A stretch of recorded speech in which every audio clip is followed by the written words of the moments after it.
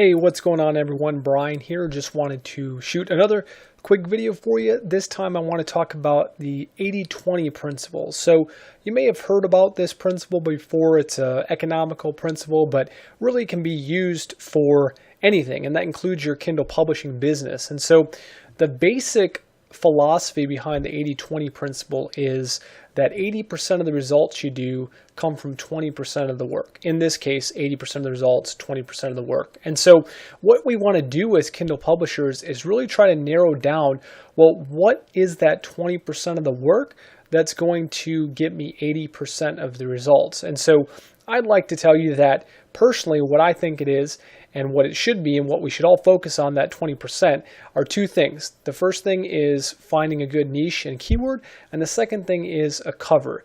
These two things alone, if you work just on that, will be able to exponentially increase your results. So first, focus on finding a good keyword and a good niche. You know, I've shot a couple videos on finding a good niche, determining what's a profitable keyword. I'll probably shoot more videos in the future, but any information you can get your hands on in terms of how to find a good profitable niche and a good keyword, make sure that you follow that from a person that has proven results in Kindle publishing. So make sure that you really hone in and find those good keywords, because if you don't have a good keyword or you're not in a niche where people are actually looking for books, then you're not going to get enough exposure to sell any of those books.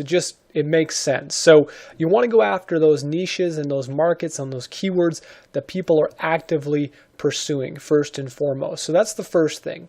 The second thing is finding a good cover, getting a good cover made. The cover is what's going to set your book apart more than anything else, specifically because it's visual. Everyone, don't judge a book by its cover. I get that. I understand that approach and that philosophy. But when it comes to Kindle publishing, the cover is going to mean everything. The book, you're competing against so many other books.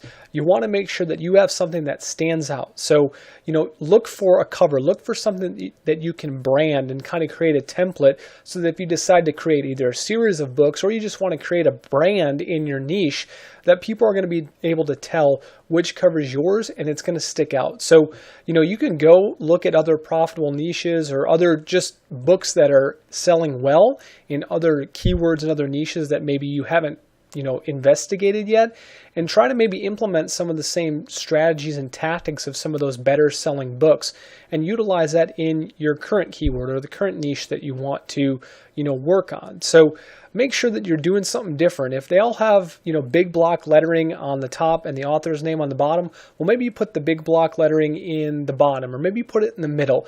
If everyone has a lot of colors and it's really bright, maybe you go with something that's a little bit more neutral. One or two colors kind of offsets that. It has a good tone. It stands out a little bit.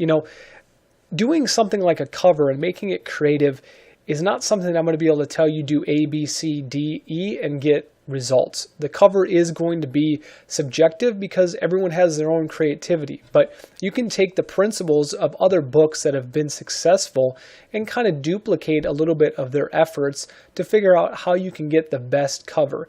And then don't be afraid, if you want to, create another cover after the book goes through your initial, cycle of marketing and promotion.